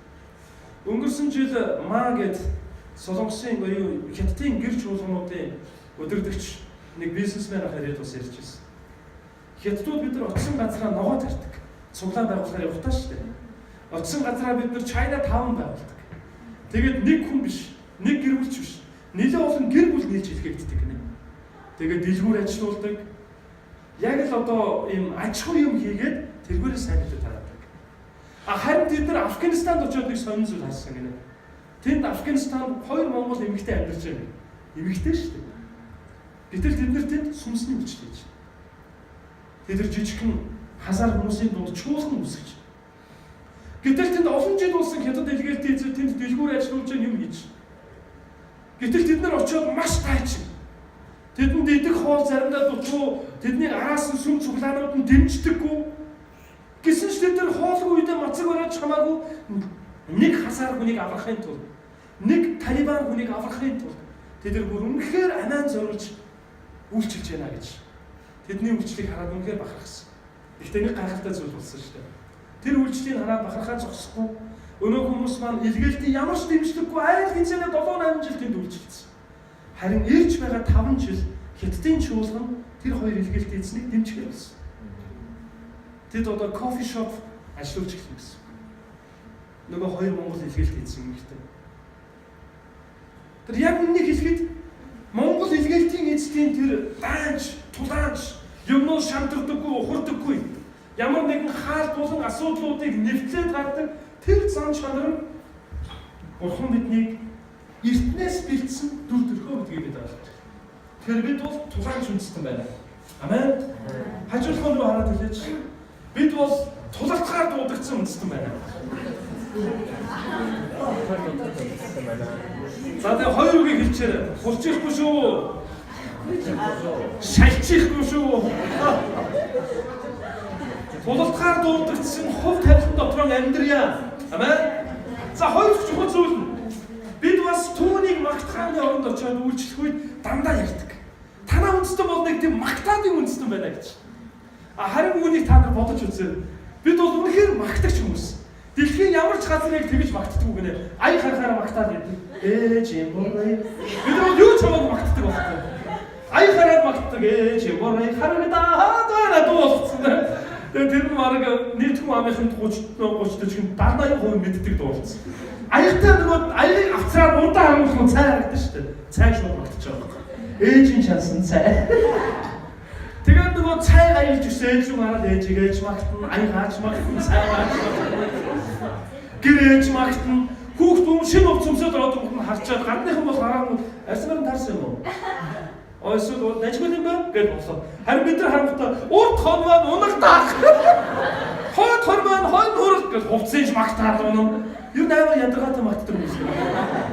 Эхнэрээч магтана, шинэ гэрт ороод хүмүүс ёстой гоё байр байна. За бурхан талархыг гэдэг бол бид нар орж ямар хорол тоон моон гэсэн бүгдийг магтана. Тоонынч магтаад, цонхынч магтаад, юу гэдэг шалынч магтаад, хаалынч магтаад тэгээд ороод баяртай гэж гадныхан бол ер нь тийм шүү дээ.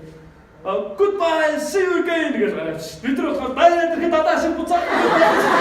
Зүгээр баяртай гэж хэлж чадахгүй. Тэр баяртай гэдэг үг нь үргэлж магтаад. Буцаад ирэхэд булаг шиг өргөж байгаа гэж байгаа. Амар ярьж байгаа байхгүй. Хүн ороод ирэх магтан, гараал явах магтан. Хүүхдээ хараад магтан. Тэгээд өмсөн зүүсэн тэгээд унж байгаа мориор магтана шүү дээ. Морино бодлоо ямар их туу байна. Гэтэл одоо австралчууд кенгуругаа магтсан дуу одоо таалагдсан шүү. Тэгсэн мөртөө кенгуру гэдэг брэнд дэлхийд ноёлоод байдаг. Гэтэл хараад кенгуруг хараад морчин юу гэдэг вүлээ. Ямар морины нэг дуу айлаач ямар гоё магтаад дуу юм. Нөгөө ондрмагийн дуудаг биш. Гэтэл кенгуругаа авчаад юу гэдэг кенгуручууд яаж кенгурудах юм. Кенгуру. Гэтэл бид түрийнхэн сүлтийг магтана, бүх юм магтана. Дээр нь маш их магтаалж шүлэгч авдаг. Дэлхийн хаанч вэ штэ. Шүлгийн ийм одоо найргийн уралдаан бас болдгоо гинэ. Гэтэл мундаг тэр инженеаш гэх хүмүүс чи юу энтгэх харалтаа штэ. Гэтэл энтгэх болов цом шиг юм уралдаан болдоггүй. Мессер ингээд уншдаг хүмүүс нэмдэд уншаа явж байдаг. Гэтэл Монголд бүх насныхан уралддаг штэ. Бага насныхны үлээ нөгөө ямар жиргээ вэ? Уран жиргээ гэлтэй багасаа жиргээ авчих. Тэгээд дараа нөгөө болор цом мон яруу найргийн их наадам гээл бид нар бол амар магтааж чадсан. Харин цаанаасаа бурхан биднийг магтагч юм гэнтэй бүтээсэн. Гэхдээ бид нар бурханыгаа таньж мэдгүй учраас харсан бурханаа магтаад байгаа. Нодооч магтаад, уулаач магтаад, усаач магтаад, дээрч магтаад, морч магтаад, аялч магтаад, цайнч магтаад, ээжч магтаад. Харин яг бурхантайгаа уулзах юм бол монголчуудын амнаас үнэхээр амьд магтаал гардаг. Бидний бүр сүнсэн, бидний бүр зүрхэн, бидний бүр цусан, бидний бүр түүхэн шингэсэн магтагч үндэстэн байна бид. Монгол магтаалуудыг та нар боддоо. Гадны магтаалуудыг заримдаа харахаар айгүй тийм өөр тийм утга санаа илэрхийлэгддэг бол яг Монгол төрсэн магтаалууд нь дандаа байлдаа устгаа хичээгдэг магтаал байдаг байхгүй. Талын Монголын дайчин баатруудаа төгсүүлдэ мөргөөд тулдаж явснаа санаа.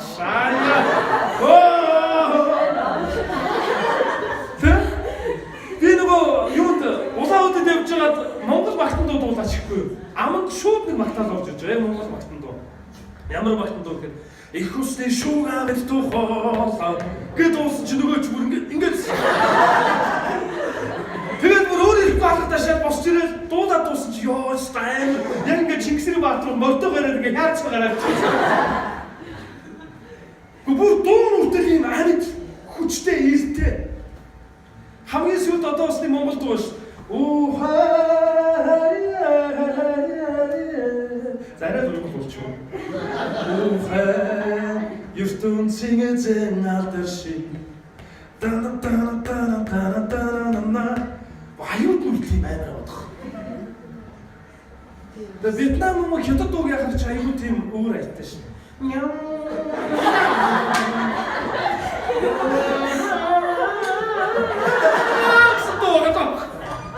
Бид тэгсэн чи яг ингээд ажил бид рүү чигээс. Зүгээр аялах. Салбаг гэж явдаг гэж. Тэгэхээр бидний бүр ингээд бурхан бүр урдаас бэлдсэн нэг юм магтаалч сүнс бидэнд байна. Монголоос магтаалын баг өнгөрсөн 16 онд Израильд ирсэн. Харин Монголоос очсон магтаалын баг дээр юу болсон гэж бүр цааш бүхэлдээ дөргсөн. Бүх хүмүүс босоод өөрийнхөө тугийг бариад, эргэлдээд, бүжиглээд цааш бүхэлдээ бүр ингээд маань болж байгаа юм шиг хавтгаарсан гинэ. Тэгээд хүмүүс дараа нь ярьсан гинэ. Монголчууд гарч ирээд магтахад үнэхээр онцгой байлаа. Монголчууд гарч ирээд магтахад бид нар нэг юм хувь тавилангийнхаа дотор зогсож байгаа юм шиг санагдсан. Айдас, хүйдэс, гологдол бүх юмуд ард үлдээд бид нар яг л бурхан аавын тэр магтаалын оршихур орцсон шүү гэж гэрчилсэн байсан. Монголчууд магтахаар үнэхээр өөр юм аа гэж. Амен. Бид үнэхээр магтагч үндэстэн. Бурхан биднийг дуудсан онцгой нэг хувь тавилан бол бид Бурханыг магтахаар дуудагдсан. Амен. Хажуудлахын руу хараад хэлээ. Бид бол магтахаар дуудагдсан үндэстэн байна. Магтаалын хувь тавилан Бурханыг магтахаар дуудагдсан.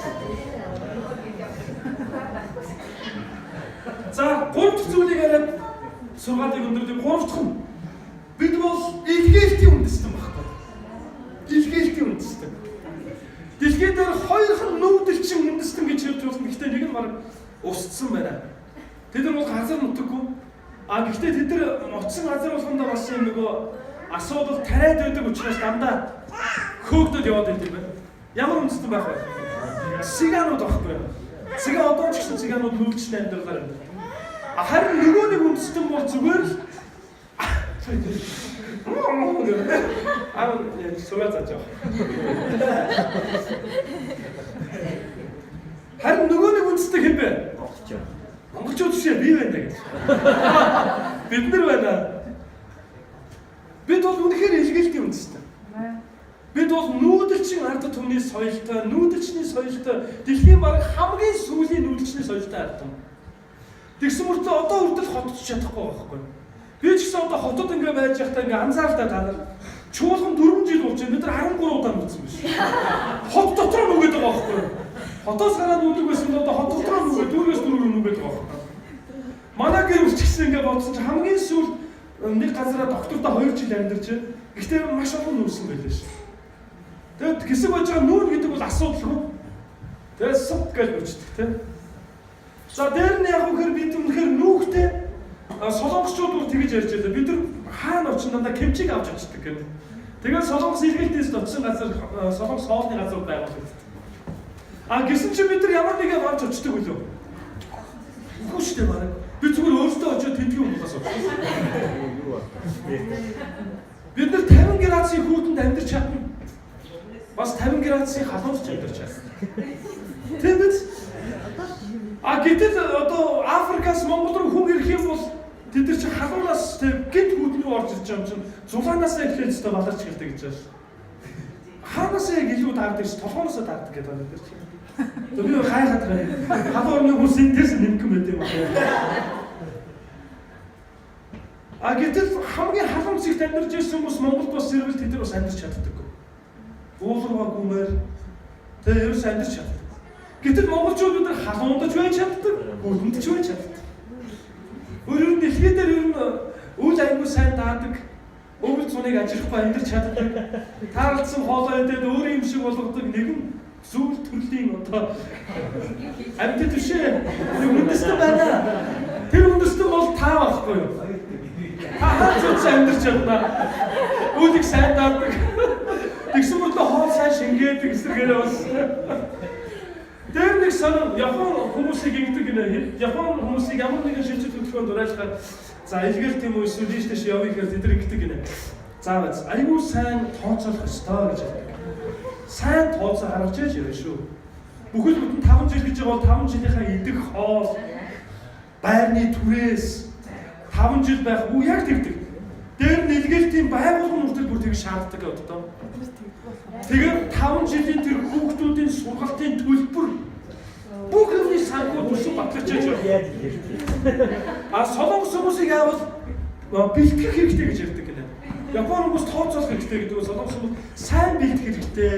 Араасаа одоо ингээд дэмжих хүн голоол те ингээд сайн бэлтжиж явна гэж. Монгол хүмүүсийг илгээлтийн дуудлага ингээд бурхан өглөөд бол замаргаш явуулаа гэдэг. Үгүй бэлдсэн юм уу? Бурхан ангноо. Үнэхээр тийм илгээлтийн сүнстэй байна. Үгүй тэр янз бүрийн асуудал болоод яг байна. Тухайн үед болсон дөө. Үгүй тэр гинтийн юмуд болоод яг байна. Тэр өдрийн тэнгэр мэд.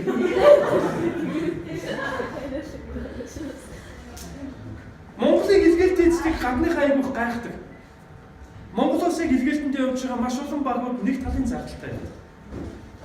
Эсвэл манай илгээлтийн баг бид нэр 2009 онд бид нэр евро бүрээд рүү илгээлтээр явахад нэг талын зардалтай байсан. Санхүү хариуцсан би байлээс. Хамгийн их тийм хөмсгөл аттрактай байсан юм. Яагаад гэвэл санхүүгийн тайлан би багийнхан гэлж болохгүй. Дээр нь очиод би нутгийн пасторудаас ямар нэг хандив босгож болохгүй. Тэгээд оронгуудаа нэг талын зардалтай ирсэн. Тэгээд буцалтаа эзэн ханганаа гэж байгаа хүмүүст ямар байгааг мэдэгдэж болохгүй. Залбирлын сэдэв болгож бусдад бас хэлж болохгүй. Бурхан найдаад л юм зөвхөн. Ойлгож байна уу? Нэг зүгээр бурхан маань хангаж өгөөрэй гэж. Тэгээд тэр илгээлтэнд явхад үнэхээр сонирхолтой байсан. Дээр нь яасан гэхээр бид нар яг юунаас алтан булгийн хилээс хаагт руу гарах үед бидний мөнгө дууссан. Тэгээ яг хаагт руу гараад дууссан. Гэхдээ яг руу гараад нэг 500 рубль үлдсэн байхгүй. Гэхдээ тэр 500 рубль нь бид нар өөрсдөө олж авсан рубль. Алтан булгийн хилээс хаагт руу гарахдаа хувцас өмсөж гарсан байхгүй. Тэгээд хариуд нь одоо авсан мөнгө 500 рубль. Ойлгож байна те? Нөгөө амьдаар хувцас өөдөг штэ. Тэгээ би гэхэд гутлаа тааж машины авч ирдээ 45 хязмарын өстэй юм болсон. Тэгээд 45 хязмарын гутлаа учраас ийм ноол руу оймсон дээр баахан давхарч өмсөө эсрэг гутал шиг болгоо. Тэгээд нөгөө гутлаа өмсөж байгаа байхгүй. Тэгээд цаана гараад нөгөө хувцснуудаа буцаага 8-ачтай өгөх юм бол 500 рубль. За тэгээд энэ бүгдийг яхаас гадна курткийнхаа зур дахиж куртк өмсөө эмэгтэй хүний цүнх ингээ барьцсан. Ороолт ингээ 2 орон бахвал өмсөө малхаа өмсөө яг малхаа давхарлахаар бас арай болохгүй юм. Малхаа өмсөө керманд бэйли хийгээд тэгээд багтаа бас бэйли хийсэн. Ерөөс өмсөж бол бүх юм өмссөн байхгүй. Самс мамсаас өмсөө. Тэгээд яарлагыг авч болохгүй. Тэгвэл өмсөд гарах юм бол яарлагтай байвал орсууд яахчдгүй. Харин цүнх мөнгнөөс яарлагтай гараад ураагаад авчдаг. Эсвэл өндөр давтараа. Тэгвэл тэр аюул зөв орсуудаараа энийгээд байгаа. Бааш. Оо яарлагтай малхаад бол би ч одоо эмэгтэй мэдрэхгүй баах эмэгтэй цүнх мөнгө. Тэгээд нөгөө ингээд шууд орохтой тэгэхээр багтахгүй ингэж орж байгаа. Уурах юм бол бос яач усаа мэдгүй. Тэгээд явж байгаа цаана гараад хувцас тайлбар өөрийнхөө говцнууд өмсөд дөнд орж байгаа. Тэгээд 500 рубль авсан. Тэгээд 500 рублээрээ бид нар хаагтын нэг дэлгүүрээс ороод бичээ авчихсан. Санаж байна. Бичээ уух юм аваад тэр мөнгө дуусаа. 17 хоногийн илгээлтээр явсан. Гэхдээ бид нар хямраагүй. Бид бурханд залбирсан, сайн мэдээгээ тараасан, харин эзэн хангасан 17 хоног бид нар нэг ч өдөр хоолой унаагүй. Бурхан найддаг ийм хүмүүс хэрэгтэй байна. Тооцоо суусараагаад үсэнд бууралдаг хүмүүс биш. Бэлтгэл хайжгүйсээр байгаа цаг хугацаа өнгөрчдөг. Тэр хооронд хэдэн хүн Есүсийг мэдхгүй авралыг аваагүй хорвоогоос явж байгааг ойлгох. Гэтэл яг л бурхан ёогод хэлэх юм бол шууд босоод цүнхээ өрөөл хэрэгтэй хэдий юм аа гэж залбирцгаагаараа гэж гараа явдаг юм хүмүүс хэрэгтэй гэсэн. Амен. Үннийг хэлэхэд та бидний цуснд бурхан айл хизээний өгсөн гараад явхад бэлэн илгээлтийн сүнс, илгээлтийн хувь тавилан байдаг. Амен. Энийг та бид үнэхээр ойлгох хэрэгтэй. Тэгээ бид нар 17 хоногт дүүлчилчээд буцахад би хиндэж бас хэлээгүй. Бидний буцах зардал байхгүй гэж. Харин юу ч болоогүй юм шиг нөгөө буцах өдрөө хүлээгээл залбираад хоолой дээр ингээс үз. Гаднаа бол юу ч болоогүй юм шиг энийгээр залбираад хоолой дээр нэшний талцыг дээр тосгоноор нь яваад хүмүүстэй уулзаад сайн мэдээ яриад тэгэл. Яг 17 дахь өдөр болоод буцахын өмнөхөн 16 дахь өдөр дээр. Улаан хөдөд үйлчилж байсан Эрдэнэсэн очир гэдэг пастор Монгол руу яаралтай явж ажиллаж байсан. Тэгээд тэр хүн нэг Станаа микр шиг. Тэгээд бид нартай уулзсан. Өс би Монгол руу яаралтай явж ажиллаж гарчлаа. Станаатайгаа явна. Машин хоосон байгаа. Танаас угаа явчих юм. Бурхан бэлдсэн байгаа. Бурхан яг ийм бэлэн зэмсгэлтэй хүмүүсийг хүлээж шээ. Тэгээ Бурхан өөрөө тэднийг дагуулах юм шүү. Тэгээ бид нар Станаатанд суугаад Монгол руу ирж байлаа шүү. Тэгээ тэр хүн бүр биднийг яг манай одоо илгээлтийн тэр үйлчлэж байсан сургууль дээр маань үргэлжлүүлсэн бүр гайхалтай. Бурхан яг ийм зүрх сэтгэлтэй хүмүүсийг хүлээж байдаг. Гараад явах юм бол гараад явдаг. Ямар нэгэн тооцоолж, ямар нэгэн баталгаа шаарддаггүйгээр гараад явдаг хүмүүсийг хүлээдэг гэсэн. Өнгөрсөн нэг сар бас ихнэр битээр те айгүй харанхуй гараас гараад ирсэн. Явах уу хятад руу явж үйлчлэх байсан. Явах уу маш олон хүмүүс тэнд хүлээж байгааг сонссон. Сүмүү дээр нь орж номлох хэрэгтэй байсан.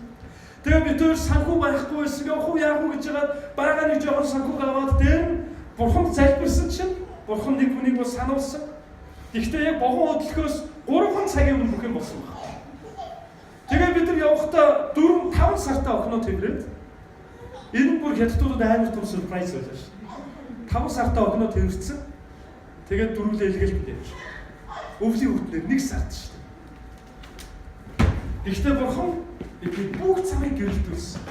Хангаж бас юусэн. Амен. Монголчууд бид бол үнэхээр илгээлтийн үндэстэн эцсийн цагийн үед яг л Бурханы дуудлагыг аваад хаасаа руу явж чадах ийм үндэстэн хэрэгтэй байна гэсэн. Энэ бол таны тухай яриад. Та бид бол үнэхээр илгээлтийн үндэстэн. Матай номын 28 дугаар бүлгийн 18-аас 20 дугаар эшлэлээр хэлсэнчлэн бүх үндэстнийг дагалдуулах эцсийн цаг үед бүх үндэстэн рүү явж очиж сайн мэдээ тарааж чадах хүмүүс бол та бид. Өнгөрсөн 8 сард Монголоос нэг 6 залуу Турк руу явсан. Харин тэр Турк руу нисгээс 2 хоногийн өмнө Туркийн Стамбулд яг онгоцны буудлын хажууд дэлбэрэлт болсон. Алан идэгч нар бөмбөг тасалсан. Харин нөгөө залуучууд маань юу ч бодоогүй. Бөмбөг дэлбэрсэн гин зүгээр үү гэж хүмүүс асуусан байна. Харин тэр бөмбөг дэлбэрсэн газ очихгүй болохоо яах вэ? Тэгээд тэд очиод тэдний Бурханыг магтсан, эзнийг гэрчилсэн. Үнэхээр их зоригтой байж. Өсвөр насны бас 10 гаруй хүүхдүүд. Тэр бол би бас ингээд сэтгэл жоохон эвгүй байдаг байхгүй. Өсвөр насны шүү дээ 13-аас 15 насны хүүхдүүд нийлээд төвдөр үлгээлтэнд явсан биш. Яг одоо ийм хүмүүс энэ дэлхий дээр байна уу? Үнэхээр нэг талын зардал Германд нь байсан ч Бурхан намайг хандан Бурхан яв гэсэн ингээд гараа явдаг хүн байна. Бидний эргэн тойронд бас гайхалтай илгээлтийн бүр юм сүнстэй хүмүүс амьдарч байна шүү дээ. Би нэг хүндэлдэг нэг ах болохоор ариун бол гэдэг пастор үү. Гэртээ нэг өдөр ингээ хоолоо идээ сууж байхдаа залбирсан гэдэг. Бурхан минь би одоо юу их вэ гэсэн чинь Бурхан хувцас өмсөө гаргаж сануулсан гэж. Тэгээ босоод хувцас өмсөө гарсан ихнэр хоолыг аялдаа ширээ дээр тавьж яана гэдэг. Тэгээ гараа залбирсан. Бурхан минь одоо би ачгүй гэсэн чи зам руу яв гэсэн. Яг л Бурханы дуу хоолойг сонсоо явсан. Тэгээ зам дээр яваад байсан чи машин ирж байгаа. Бурхан гараа өргөө гэж сануулсан гэдэг. Гараа өргөө нөгөө машин зогсоо та өргөх сэлэг орлоо гэсэн. Хамт явчих. Машин суудсан гэдэг. Наран дууцахаа уртны зам шүү дээ. Тэгээ машинд суудсан. Тэгээ сууж байхдаа дотроо залбирч байгаа. Бурхан би яах вэ гэсэн чи Бурхан сэлэнгэд очиж сайн мэдээ тараачаад ирээ гэж сануулсан. Тэгээ суугаасаа харсан. Нөгөө жолооч явахдаа сууж дээ. Замдаа сайн мэдээ ирээ. Тэгээ сэлэнгэд очиод нөгөө жолооч аваад авсан гинэ. Жолооч идлөө залбирч өгөө сэлэнгээр уус. Ороод залбирсан. Бурхан би яах вэ эцэн мэн гэсэн чи эцэн яг төв юуныхан тамгын газар дээр нь очихсан. Тамгын газар дээр нь яваад орсон чи хүмүүс мужигнаар тоохгүй нэгнэ. Тэгэл гүйжсэн чи нэг хүн хажуугаар гарах тасаа. Та юу юм бэ гэ? Дээрээс явна гэж хэлсэн. Дээрээс гэдэг нь эзэн илгээсэн гэсэн үг шүү дээ. Би дээрээс явна гэсэн чинь амар цоцсон гэнэ. Тэгэл цаашаа явбал тамгын газрын дарагтаа хэлчихэр гэнэ. Тэгсэн чи дараа нь гарч ирээд сайн байна уу та сайн явж ирв. За хийшээ ороороо гэнэ. Дээрээс явж байгаа юм чи нөгөө хэд нь болохоор засгаас явна гэж бодсон. Тэгээд ороод яасан чи нөгөө хүн бодсон юм. За яг намайг засгаас яваг авах шүү дээ. Тэгэхдээ ер нь бол миний гол зорилго сайн мэдээ тараах гэж байгаа. Дээр нь яг үнийг хэлэхэд Бурханы засаглал бол хамгийн дээд засаглал юм чинь засгаас явах гэсэн үг дээ. Тэгээд сууж исэн. Тэгсэн чи нөгөө за та ямар хэрэгээр явна гэдэг. Тэгээ хэлсэн гинэ. Энэ улс орныг хөгжүүлэх 5 жилийн төлөвлөгөө байна гэсэн. Энэ одоо орон нутгийн Тэгсэн чинь нөгөө хүмүүс наа байгаа хөгжүүлж байгаа. Тэгээ за 3 жилийн төлөвлөгөө байна уу? За байгаа. Тэгэхээр ярьсан гэн. Альва одоо орон нутгийн хөгжил бол хувь хүний хөгжлөөс эхэлнэ. Харин хувь хүн хөгжихгүй байхад нөлөөлөд байгаа том шалтгаан бол гэм нүгэл байна. Тэгээд сайн мэдээ ярьсан. Дээрээс явж байгаа сайн мэдээ ярьж шээ. Нөгөө хэд маань аюул анхааралтай сонсоо. За тэгээд одоо Есүст итгээд Бурхны энэ сайн сайхныг хүлээж аваад орон нутгийн хүмүүс ч гэсэн одоо тараагаараа Есүст итгэхийг хүсэж байгаа хүмүүс байл одоо нүдэ анаараа бүгд амжаана гэх. Тэгээд засаг дарахтаа юу тариатай залбирч гисэн. Тэгээ гарахтаа хэлсэн гэн энэ сайхан зүйлийг би танай орон нутгийнханд ярихаар ирсэн. Тэгээ надад нэг юм боломж өгөөч гэсэн чинь за яах вэ? Юу тэгээд нэг юм уулзалтайгээ зарлчих гэсэн гэнэ. Тэгсэн чи өө тэгээд тэгээд улаан болонд хүмүүсийг цуглуулад амьдралын амин чухал асуудал гэдэг уулзалт. Тийм нэр өгсөн. Тэгээ сайхан нөгөө юугаар нь орон нутгийн нөгөө хорооны засаг дарга маргаар хүмүүсийг дуудуулаад хорооны одоо тэгээд хорооны нөгөө багийн даргуудаар дуудуулаад заал тэг дөрөвтэй болчихно. Тэгээд гарч ирээд амьдралын амин чухал асуудал гэж сайн мэдээ ярьсан хүмүүс амрал авч яана гэнэ. За тэгээд буцаад хот руу ороод ирсэн. Хот руугаа хүрээд ирсэн. Тэгээ ихнэр нь үрдэл дотор бүр тийм амар сууж байна. Өөч хайчаад ирвэ гэнэ. Ингээд за бурхан алдар шигээл чирэгч. Тэгээ нэг гайхалтай дандаа ингэж явдаг. Байхгүй. Харин нэг өдөр бурхан залбирсан гэнэ ариун болтоос бурхан минь ээ. Та надад одоо гэр орон одоо би ингээд нэг гэрт амьдраад байна. Өөр ингэсэн байртай болёо. Нэг юм газар аваад эсвэл хашаа бариад ингэя гэх. Ерөөсөө сайн мэдээ тараасаар байгаа олон жил өнгөрч чинь. Тэгээд залбирсан чи бурхан сануулаад хорооны засаг дарга дээр очиод газар асуу гэсэн гэнэ. Тэгээд очиод газар асуусан чинь хог байгаа газараас өөр газар байхгүй гэсэн. Тэгвэл хог байгаа газар авчихгүй. Тэгт гээд өөртөө байсан 80,000 төгрөгөөр экскаватор бүрээсээ нөгөөдгийг төрүүлсэн гэнэ. Тэгээд хогийг төрүүлээд нөгөөдгөө гашаагдахад гэрээ бариад амьдэрсэн чинь 3 жилийн дараа нөгөөдг нь 2 өрөө байрлсан. Гайхалтай. Тэр хэсэг нь одоо юу гэж Улаанбаатар дээд сургуулийн уртлын хэсэг шүү дээ. Одоо тэр ямар төгөл вүлээ? Нохоо төгөл байгаа тэр хэсэг. Тийм ээ? Гайхалтай. Тэгээ яг энэ түүхийг ариун бол пастор битэр нэг богоонд явж явах надад оройж баярч байна. Бурхан нэрээ агуу шүү л гээ. Бурхан намайг босоо гэсэн болсон, гараа явсан, машин суусан, тэгээд явсан сайн мэдээсэн өгөөд ирсэн. Яг л юм илгээлтийн сүнстэй хүмүүс байхгүй бид бол. Бид гараад явхад хаашаач явж чадах хүмүүсээ гэсэн. Амен. За бүгд хажууд байгаа найз руугаа 3 зүйлийг хэлье. Бид бол тулаан хүнстэй байна гэж. Хоёрдугаар нь бид бол их эзнийг магтахаар дуудагдсан хүнстэй байна гэж. Гуравдугаар нь бид бол илгээлтийн хүнстэй байна гэж. Амен. За бүгд хамтдаа суулгасаа босоод эзнийг